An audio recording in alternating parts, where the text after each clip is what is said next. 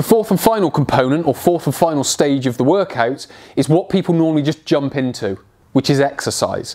Now these are core exercises because we do need to build the muscles up.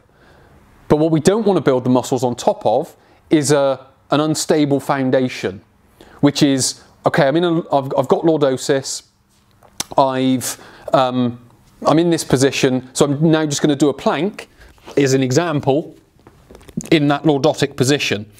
What we need to be able to do is get into better positions, but then do the exercise whilst we're in the better positions. That's what the prep and activation, stretching and mobility is for. Just so we can get into the positions, so when we go into the exercises like bridges, like planks, like side planks, like bird dogs, like half kneeling, all these different types of exercises, when we can get into them, we're going to be that much more or it's going to be that much more conducive to doing them, because we've got the right framework up here. We know what position we need to be in. We know what position the pelvis needs to be in. We know what position the spine needs to be in. We know how to get it there with the right muscles. We've stretched and mobilized the joints so we can get there quite easily. And then we just wrap the exercise on top to teach the muscles and train them to be active in those positions.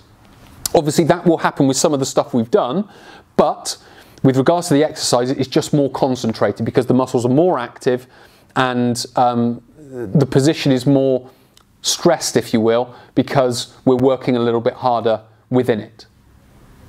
So those are the 4 parts to a lordosis workout. We've got the prep and activation, which is up here, but also for here, gets the muscles right and the joints in the right place. Then we open them out with stretching and mobility, and then we reinforce that good position with exercise, with getting the abs and the glutes on in the right position, so we're able to maintain that good position for much longer. And then what happens over time is we start to correct it. It's not a case of we do this and then off we go, we've corrected our lordosis. It's a small process of progression, but these are the tools that you need to be able to get you there. If you've enjoyed this content, please do hit the like button below. If you've got a comment or a question, leave it in the comment section below.